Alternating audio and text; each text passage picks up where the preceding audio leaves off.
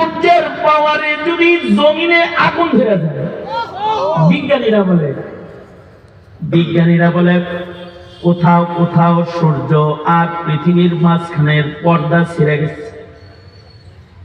সূর্যের আলো সরাসরি পৃথিবীতে আল্লাহ ফেলে না, সূর্য আর পৃথিবীর মাঝখানে পর্দা। বিজ্ঞানীরা বলে জায়গায় জায়গায় পর্দা ছিঁড়ে গেছে, ওখানে ডাইরেক্ট আলো পড়ে। ডাইরেক্ট আলো পড়লে নাকি ওখানে গাছে সূর্যের তাপে আগুন ধরে। বিজ্ঞানীরা কয় আর কি, সূর্যের আলোর যদি এত পাওয়ার হয়, এ আলো যিনি বানাইছেন তার পাওয়ার কত? আল্লাহ বলেন সূর্য তাকায় দেখো, সূর্য দেখে আমায় চিনো, সূর্যের দিকে দৃষ্টি আকর্ষণ। হতে পারে আল্লাহ তাআলা সূর্য দেখায় বলে, এই বনি আদম, এই পাওয়ারফুল সূর্য যেটা তার গতিবেগে চলে, যে সূর্যকে অনেকে খোদা মনে করে, সূর্য পূজক, চন্দ্র পূজক, সাবিকি, এই সূর্য যেটা আছে, এই সূর্য যেটা উঠতেছে ডুবতেছে, এই সূর্যের যেমন শৈশব আছে, সূর্য যখন উদয় হয় তখন সূর্য শৈশবে থাকে।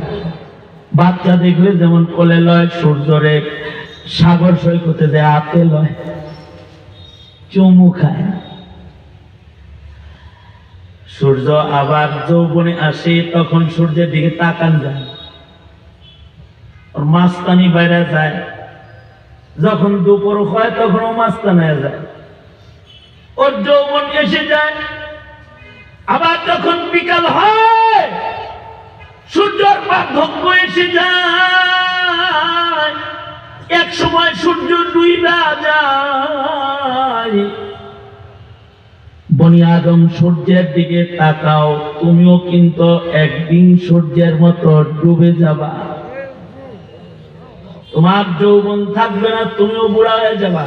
সুম্মা রাদাদনাহু আসফালা সাফিলিন। বিকাল বেলায় সূর্য যেমন দুর্বল হয়েছে, তুমিও দুর্বল হবে। এক সময় সূর্য ডুবে গেছে, তুমিও ডুবে যাবা। ওয়াল কামার, চাঁদের কসম, চাঁদ তাকায়া দেখো, চাঁদ গুনে আরাফায় যাও, চাঁদ গুনে মিনায় যাও, মুজদালিফায় যাও, চাঁদ গুনে সেহরি খাও, চাঁদ দেখি রোজা ভেঙে ঈদগাহে চলে যাও। চাঁদ যেমন সব সময় আলোকিত থাকে না, কখনো আমাবস্যা হয়ে যায়। ওয়াল কামার, তোমার জীবনে সুখের আলো সব সময় থাকবে না, কখনো দুঃখের আমাবস্যা তোমার ধরবে। চাঁদ সূর্যের যেমন গ্রহণ আছে, তোমার জীবনেও গ্রহণ আছে। চাঁদ যেমন আকাশ থেকে হারায় যায়, তুমিও এক সময় হারায় যাবে। ওয়াল কামার, চাঁদের দিকে দৃষ্টি আকর্ষণ। কখনো বলে ওয়ান নাজম, তারকার দিকে তাকাও, আকাশ ভরা তারা, সব তারা এক সমান না। দুনিয়া ভরা মানুষ, সব মানুষ একরকম না। সব মানুষের গতি এক না, সব তারকার গতি এক না। আকাশের তারকা ঝলমল সৌন্দর্য সব সময় থাকে না, তোমার ক্ষমতার সৌন্দর্য সব সময় থাকবে না।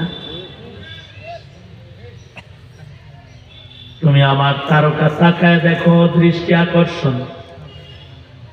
কখনো কখনো দামি জিনিসের কসম করে, দামি জিনিসের দিকে দৃষ্টি আকর্ষণ।